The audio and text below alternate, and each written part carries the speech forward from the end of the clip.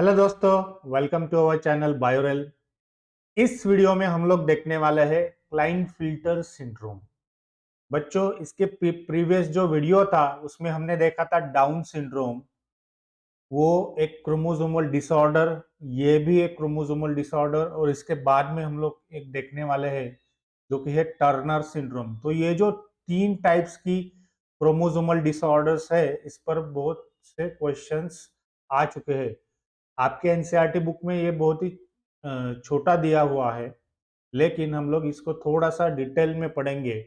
तो पिछले वीडियो में हमने देखा कि डाउन सिंड्रोम क्या होता है। तो उसमें हमने देखा कि 21st जो क्रोमोसोम पेयर होती है, उस पर एक क्रोमोसोम जो होता है वो एक्स्ट्रा आ जाने से जो है वो कंडीशन जो प्रोड्यूस होती है जिसे कहते हैं डाउन सिंड्रोम।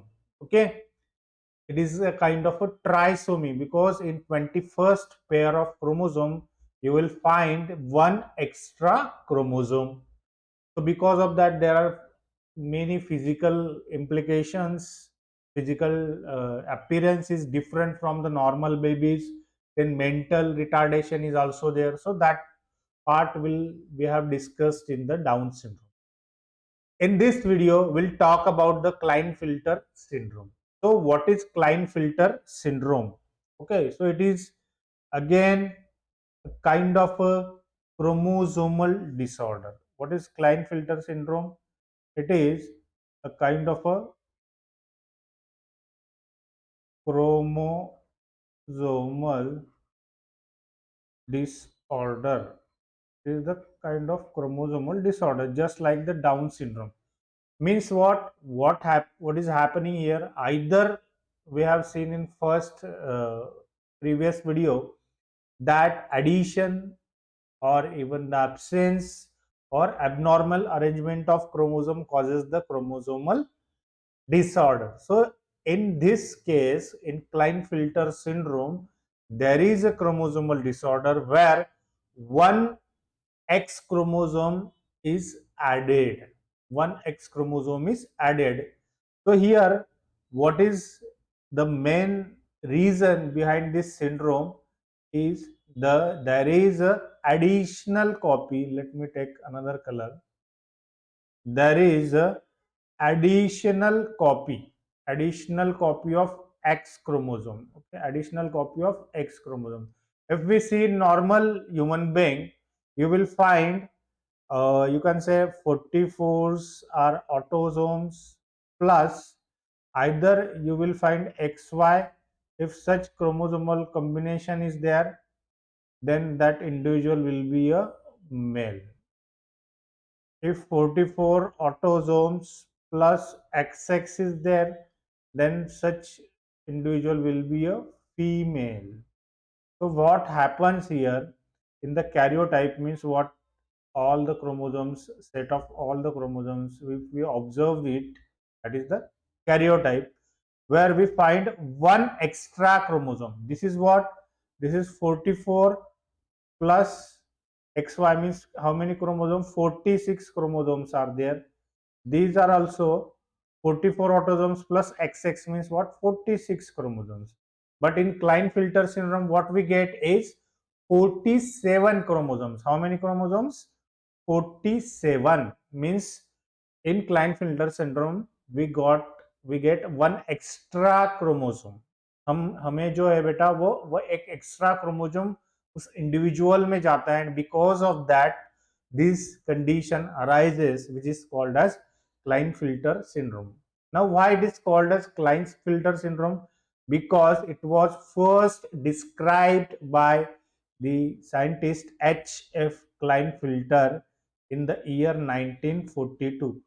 1942 में जो साइंटिस्ट थे हमारे H.F. क्लाइनफिल्टर, उन्होंने ये केस जो इसका केस जो है वो फर्स्ट डिस्क्राइब किया था, and because of that this syndrome is called as Klinefelter syndrome. What is this again? It is a kind of again trisomy, okay, where we are having one chromosome extra in addition to the diploid set. For example, we can write like this: 2n plus 1. Okay, 2n plus 1. So it is a condition of what? Trisomy. 2n means what? 2n is the diploid number. 2n is what? 2n is the diploid number. So in human being, we know that 2n is what? 46. Diploid number is 46, and in that diploid number, what happens? One extra chromosome is added. One X chromosome is added. So the total chromosome become 47. Okay, 47. But in which sex it is added? It is added in the male. It is added in the male. It is not nothing to do with the female. Female related disorder is Turner syndrome, that we will see later. But इसमें जो है बेटा वो क्या हो रहा है कि मेल जो है, मेल में एक एक्स क्रोमोसोम यहाँ पर ऐड हो रहा है. One X chromosome is added apart from its normal constitution of diploid. One X chromosome is added. X chromosome यहाँ पर एक ऐड हो रहा है जिसके वजह से 46 प्लस एक ऐसे 47 वहां पर आ रहे हैं. और उससे जो सेक्स क्रोमोसोम का जो पेयर है वो ऐसे दिखेगा. यहाँ पर जो है नॉर्मली क्या होता है, एक्स और वाई होता है, लेकिन एक्स क्रोमोसोम एक्स्ट्रा आने से वो क्या हो गया बेटा, ये हो गया एक्स एक्स वाई. तो ऑब्वियसली यहाँ पर एक एक्स क्रोमोसोम ऐड होने से क्या हो गया, x chromosome represent femaleness. Okay, तो ऑब्वियसली अगर मेल में एक एक्स क्रोमोसोम का कॉपी एक्स्ट्रा आ गया तो उससे जो फ्यूमाइन कैरेक्टर्स है वो भी वहां पर एनहांस होंगे, वो वहां पर मोर स्ट्रांगली वो रिफ्लेक्ट होंगे. और that is the case, that is the Klinefelter syndrome. So what is Klinefelter syndrome? It is because of the additional copy of X chromosome. It is described by H.F. Klinefelter in 1942. Here the karyotype, that is total number of chromosomes, are 47, where 44 are autosomes, and apart from normal XY chromosome in the male, one X chromosome is added, which results in the combination that is XXY.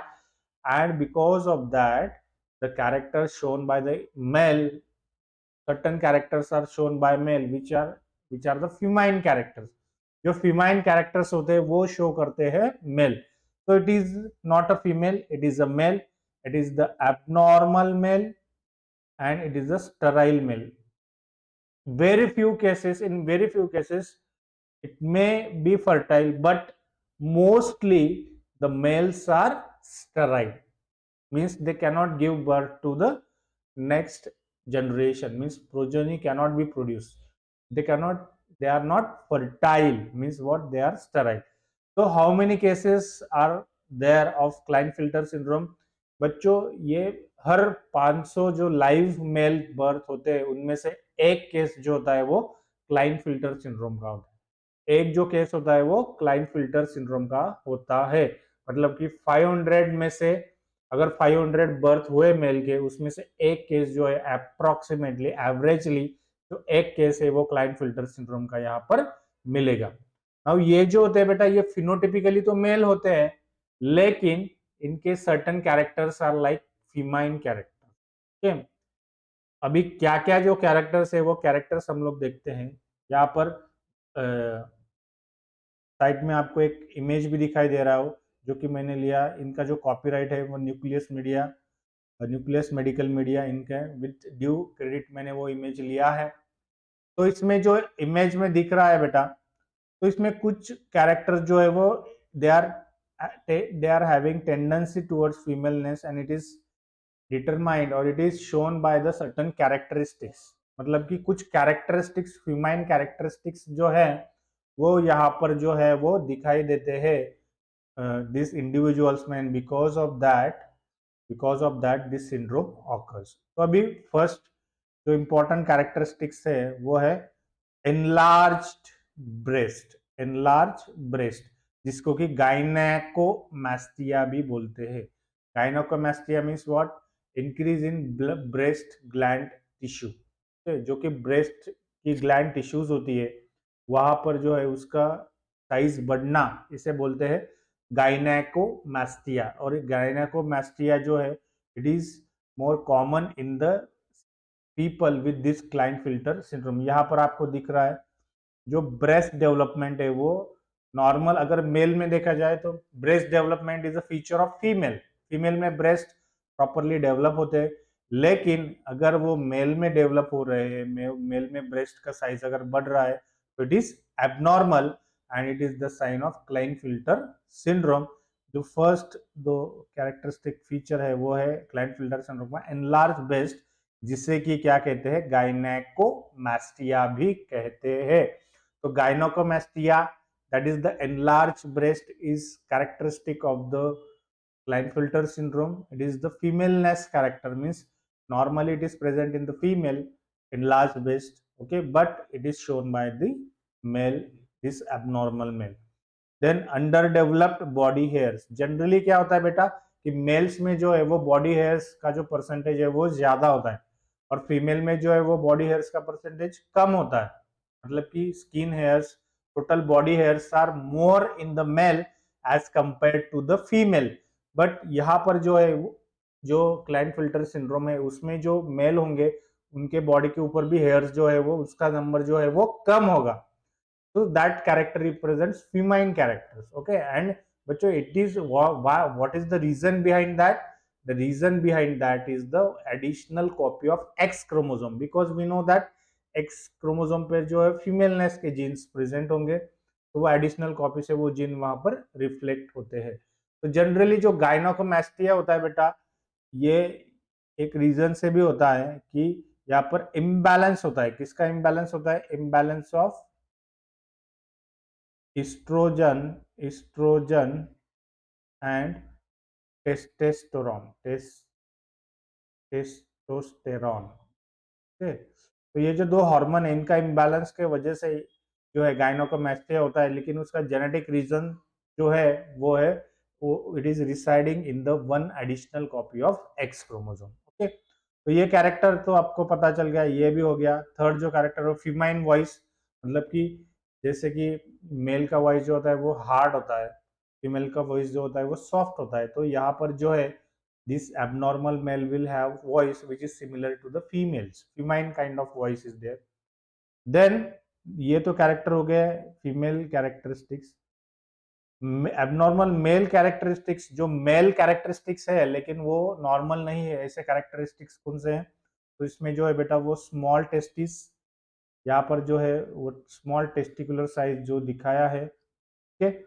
Small testis ये characteristics है। Generally testis should be developed normally, तो testis का development अगर normal होगा तो ही वो spermatogenesis का process, sperm production का जो प्रोसेस है वो प्रॉपरली होगा, और इसके वजह से ही वो फर्टाइल कहलाते हैं। लेकिन इसमें क्या होगा बेटा, टेस्टिस का साइज जो है वो स्मॉल होता है, इसके वजह से जो है वो इनफर्टाइल होते हैं। देन स्मॉल प्रोस्टेट ग्लैंड, ये भी एक रीजन है। प्रोस्टेट ग्लैंड जो होता है उनका वो स्मॉल होता है, small prostate gland, again malfunctioning is there.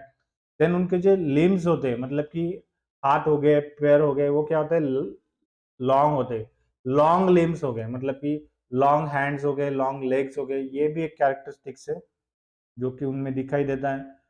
apart from that you can see there are certain characteristics just like frontal baldness absent, यहाँ पर बाल्डनेस नहीं होता, क्योंकि मेल में जो बेटा मेल पैटर्न बाल्डनेस जो होता है, मतलब कि मोस्ट ऑफ द मेल्स को वो बाल्डनेस होता है, यहाँ पर जो हेयर्स उड़ जाते हैं, लेकिन इनके जो हेयर्स है वो इंटैक्ट रहते हैं। फ्रंटल बाल्डनेस इज एब्सेंट, क्योंकि फीमेल में जो है बेटा वो जनरली बाल्डनेस दिखाई नहीं देता, तो it is a kind of a feminine character.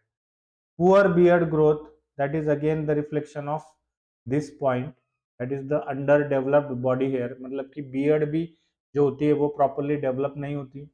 Shoulders जो होते हैं वो नैरो होते हैं, contradictory to the male, male में शोल्डर जो होते हैं वो ब्रॉड होते हैं, लेकिन इनमें जो है वो शोल्डर्स नैरो होते हैं। देन चेस्ट हेयर्स जो है, जो कि मेल्स में ज्यादा होते हैं, वो इनमें जो होते हैं वो कम होते हैं।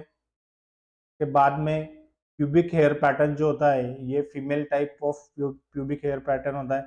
उनके जो हिप्स होते हैं वो वाइड होते हैं, जस्ट लाइक फीमेल। फीमेल में हमको पता है कि पेल्विक गर्डल गर्डल जो होता है उसका अरेंजमेंट थोड़ा यूनिक होता है, just as to adopt the baby, baby के अडॉप्शन के लिए वो उसका अरेंजमेंट वैसे होता है। लेकिन इनमें भी जो होता है वो हिप्स जो होते हैं वो वाइड होती है। सो ये जो है ये कैरेक्टरिस्टिक्स यहाँ पर जो है वो जनरली हमको दिखाई देते हैं। Apart from that other combinations are also possible, मतलब कि क्लाइन फिल्टर सिंड्रोम मतलब कि एक्स एक्स वाई ही नहीं है, तो इसमें क्या हो सकता है बेटा, इसमें एक्स एक्स वाई की जगह पर एक्स एक्स वाई वाई भी होगा, एक्स एक्स एक्स वाई भी होगा, X X X X Y भी होगा, मतलब कि उसके हिसाब से क्रोमोसोम नंबर बढ़ेगा। अगर एक्स एक्स वाई वाई होगा तो ये 48 होगा या फिर 48 ही होगा। ओके, या ऐसे एक्स एक्स एक्स वाई होगा, एक्स एक्स एक्स वाई होगा। तो जितना ज्यादा कॉपी बढ़ेगा उतना उसका मेन कैरेक्टर्स वहां पर बढ़ेगा। एक और भी है जो आपकी इंफॉर्मेशन के लिए रखे कि इसमें जो होता है वो 47 ही क्रोमोसोम होता है, लेकिन वहां पर Y क्रोमोसोम एक्स्ट्रा होता है। So it is different from Klinefelter syndrome where X chromosome is extra.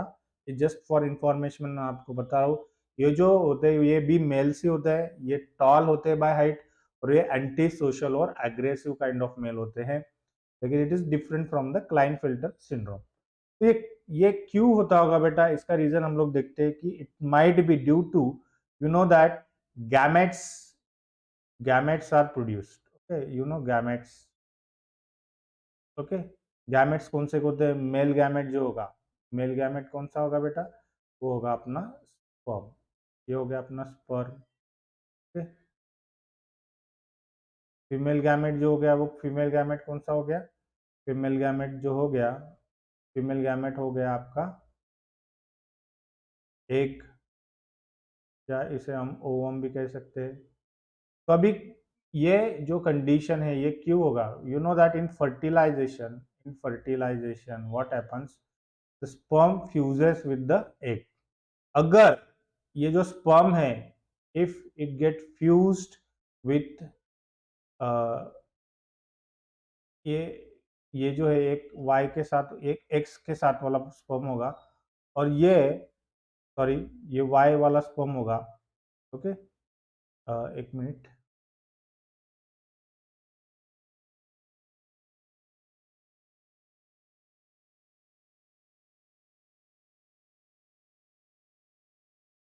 ये जो है ये y वाला स्पर्म होगा, और अगर ये egg instead of normal x, if it is xx, if it is xs, then what will happen, then the zygote will produce with the condition of x x y।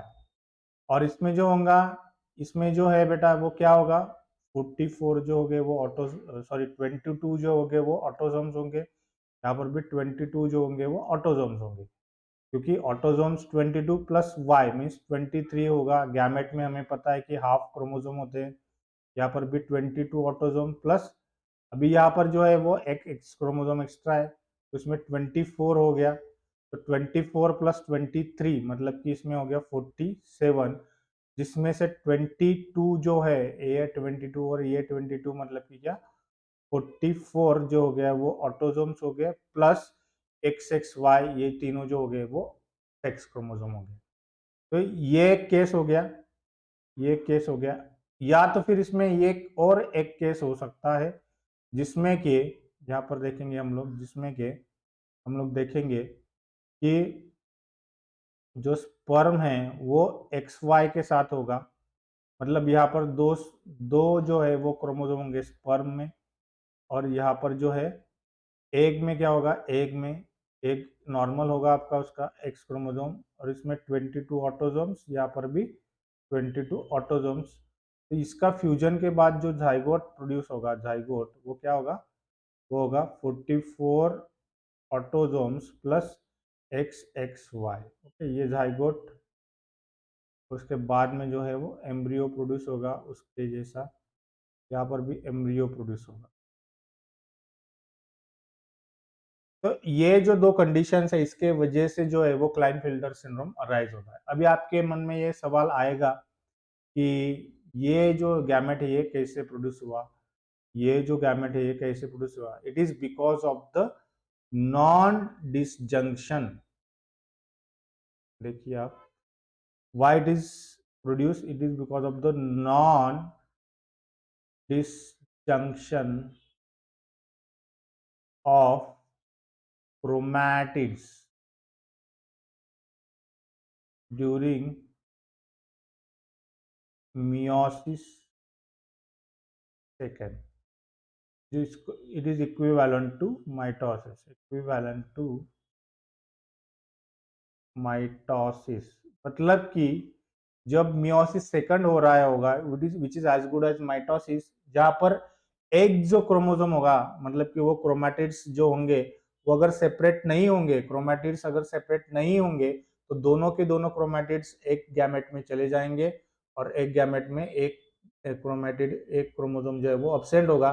तो इससे क्या होगा कि एक क्रोमोसोम जो है वो एक्स्ट्रा जाएगा एक गैमेट में और उसके वजह से जो है वो the gamete with XX chromosome या फिर XY क्रोमोसोम ऐसे रिजल्ट होता है। ये ज़्यादा डीप में यहाँ पर पढ़ना ज़रूरी नहीं है, आप सिर्फ इतना रीज़न यहाँ पर ध्यान में रखो कि why that gamete is created, it is because of the non disjunction of chromatids during the meiosis second। जैसे कि हम लोग देख सकते हैं कि अगर ये जो है सपोज ये एक क्रोमोसोम है, ये उसका सिस्टर क्रोमैटिड से, ये अगर यहाँ से सेपरेट नहीं होगा, ये अगर यहाँ से सेपरेट नहीं होगा तो क्या होगा, ये टोटल का टोटल क्रोमोसोम जो है वो एक साइड पे चला जाएगा और इस पर कुछ भी नहीं आएगा। तो यहाँ पर जो गैमेट फॉर्म होने वाला है वो एक क्रोमोसोम उसमें एक्स्ट्रा आएगा, बाकी तो सब सिंगल सिंगल आएंगे लेकिन ये जो है वो एक्स्ट्रा आएगा। और एक्स्ट्रा ये कौन सा हो सकता है, ये तो फिर एक्स एक्स एक्स होगा तो एक्सेस होगा, तो फिर एक्स या होगा तो एक्स वाई होगा, दोनों भी होंगे। ओके, तो ये एक रीजन हो सकता है इसके पीछे के वजह से जो है वो एबनॉर्मल गैमेट्स वहाँ पर प्रोड्यूस होते हैं और इसके वजह से जो है वो क्लाइनफिल्टर सिंड्रोम यहाँ पर होता है। तो आई होप कि आपको ये वीडियो बहुत ही डिटेल में मैंने बनाया, इस is sufficient from the preparation point of view. कौन से भी एग्जाम का आप प्रिपरेशन कर रहे हो तो इसके बाहर का तो कुछ नहीं आने वाला। तो आई होप कि आपको ये वीडियो पसंद आया होगा। अगर आप यहाँ तक देख चुके हो तो और अगर आपने ये चैनल अभी तक सब्सक्राइब नहीं किया तो प्लीज़ प्लीज़ प्लीज़ इस चैनल को सब्सक्राइब कीजिए। अगर वीडियो पसंद आया तो लाइक कीजिए और ज़्यादा से ज़्यादा बच्चों को ये शेयर कीजिए। ये जो वीडियोस है कम्प्लीटली फ्री वीडियोस है और मैं काफ़ी रिसर्च के बाद स्टडी करके ये वीडियो बना रहा हूँ, तो इसमें कुछ भी ऐसा वेग नहीं है या फिर कुछ रहने वाला नहीं है। सभी का सभी पॉइंट्स मैंने इसमें कवर किया है और कुछ एडिशनल पॉइंट्स पर भी मैंने इसमें रेफरेंस बुक्स में से इसमें ऐड किया है। बच्चों आज के वीडियो के लिए बस इतना ही। Thank you very much.